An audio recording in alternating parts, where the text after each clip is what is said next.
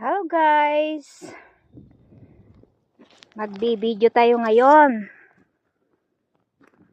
Itutur ko kayo sa farm ng amo ko.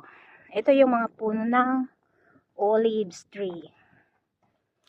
Yan, hanggang doon sa dulo. Yan. Tignan natin ilang. Ayan guys, diba ang daming puno niyan.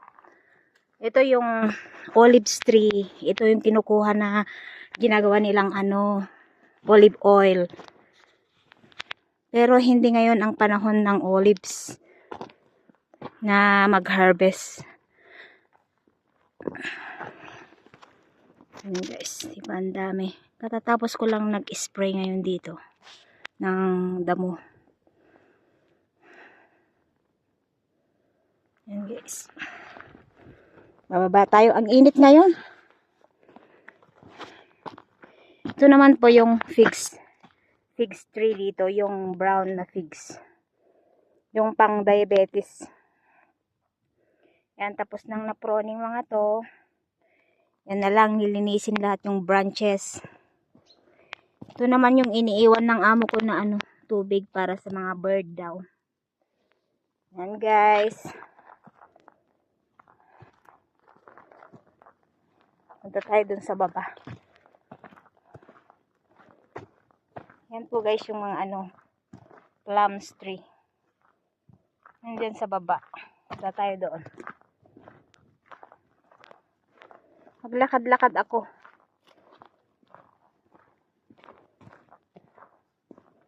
Masama kasi ang katawan ko ngayon. Gusto kong magpapawis. Yan guys. Ang init-init ngayon. Araw.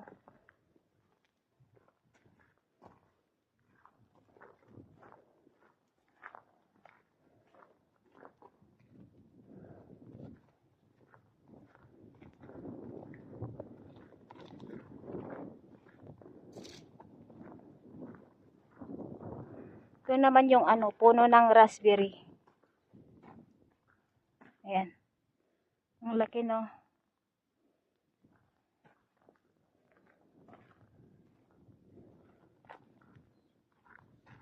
Ayan guys. Ang ganda ng panahon ngayon. Hindi siya umuulan. Hindi masyadong malamig. Katamtaman lang. Ang init-init na.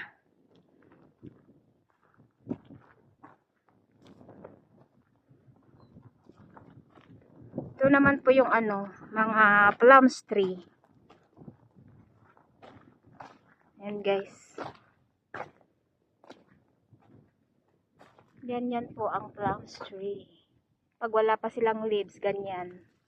Kasi nga winter ngayon, wala silang natutulog pa daw sila, sabi ng amo ko. Pag winter daw, natutulog ang mga puno. Pag spring na, mga May, yun, magsimula ng magkadahon. Yan guys. Ito po yung mga talong ng Pilipinas. Tignan ko kung mabubuhay pa sila. Ikakat ko lang siya. Ayan yung mga plums tree. Ganyan siya.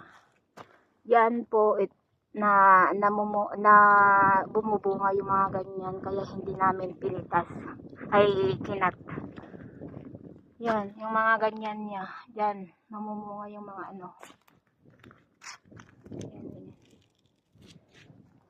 Yan guys. Puro plums lahat yan. Ito naman, grapes. Ito yung ginagawa nilang wine na grapes. Ganyan po ang pag-proning ng grapes. Hindi pwede yung madami.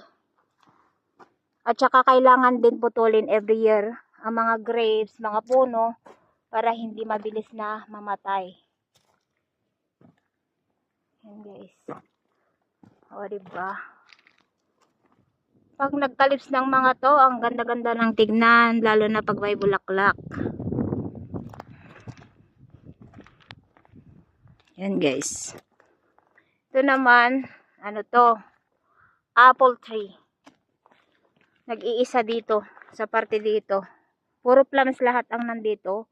Pero may iisang may halong apple tree. Ganyan po. O tignan nyo naman, parang doon sa loob niya, siya, malinis.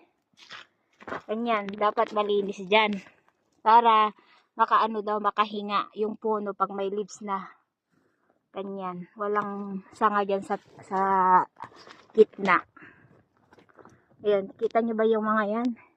Mga apple tree yan. Dyan, sa mga ganyan sila namumunga, oh. Ang ganyan.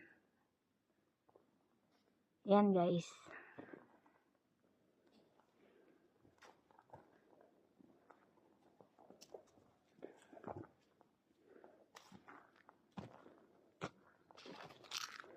Yan naman yung mga mga pomegranate dun sa baba.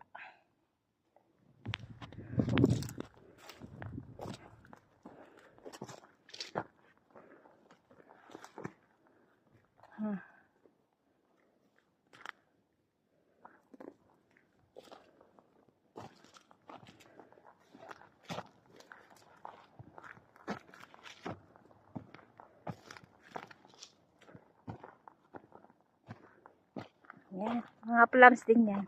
Ito mga bago to. Yan mga bago yung mga yun. Yan, mga bago yan. Kasi namatay na yung mga Kasi may Vietnam kasi na nag-spray dito.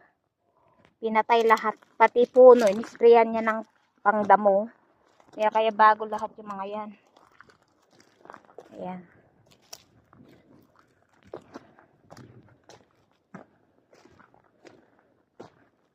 Ayan guys. Yan mga plants lahat yan.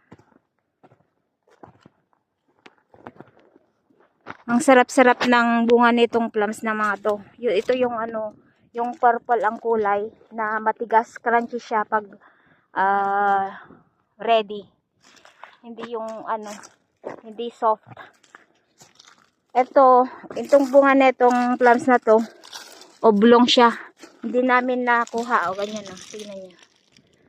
Ganyan.